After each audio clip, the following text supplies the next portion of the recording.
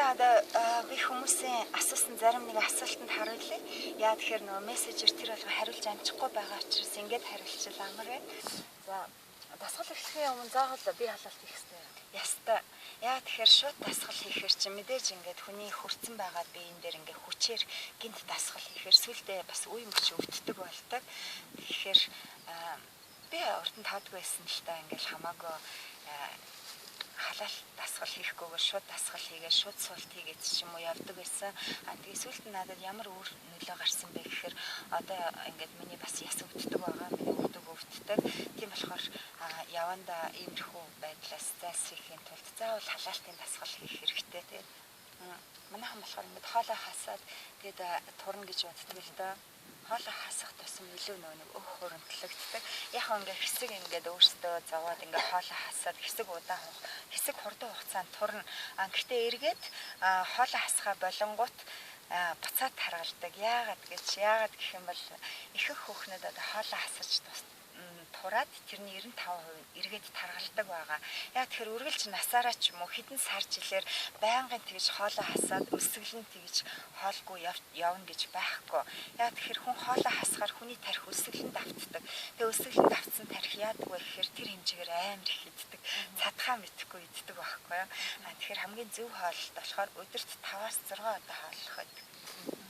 Дасгал хийхийн өмнө хоол идэх заавал ёстой. Тийм. Дасгал хийхийн өмнө хоол идэх ёстой. Заашгүй хэрэгтэй. Дасгал хийхийн өмнө уургалаг хоол идэх хэрэгтэй. Уургалаг хоолнд юу ордог вэ гэх юм бол дахианы цээж мах тий брокколи, тофу би ордногоосаа нөгөө пэйж дээрээ постлсан байгаа уургалаг хоолнд юу ордог вэ гэгээд тэр зүйлсүүдийг идэх хэрэгтэй. Тэгээд нэг 20-30 минутын дараа дасгалаа хийх хэрэгтэй. Яагаад тэгэхээр дасгал хийхгүй өсөглөн дээрээ дасгал хийхээр хүний бие ядарсан байдаг. Ямар ч ирч хүчгүй байдаг. Ирч хүчгүй байгаа дасгал хийхээр чинь дасгал ямар ч үр дүнгүй гэсэн үг. Орой хоолой хэдэн цагаас идэж болох вэ? Орой хоолой ер нь 7-аас өмнө идэх хэрэгтэй. 7-аас өмнө тэгээд орой хөнгөн маягийн хоол идээд орой тэгээд унтахынхаа өмнөөс өсөөд байвал тарх ч юм уу, эсвэл жижигхэн самар ч юм уу, жимс ч юм уу идэж болно. Аль болох ер нь орой хоолой эртхэн идээд тэгээд хөнгөн юм идчихвэл ер нь хүн байнгын бас галбирлаг, гойлог байдаг.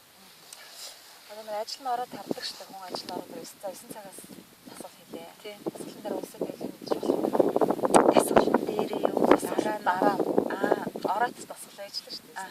За нэг 10 хүртэл. Тэгээд 10-аас хойш өсөөд байвал одоо яах вэ? За идэж болох уу? Болно. Манайхан нөгөө нэг ихэвчлэн ажлынхаа цаг заваас шалтгаалаад ажил нь 7 цагт тараад ч юм уу тий. Гэртээ очиж нөгөө цөмхөө хувцас аваад дасгал дээрээ иртэл 8-9 цаг болчихдог. Ингээд дасгалаа хийгээд орой маш их өсдөг. Тэр үедээ идэх хэрэгтэй. Идэхдээ гэхдээ хөнгөн хоол идэх хэрэгтэй. Салат ч юм уу салаттайгаа жигэнсэн дахиад идэж болно шүү дээ тий.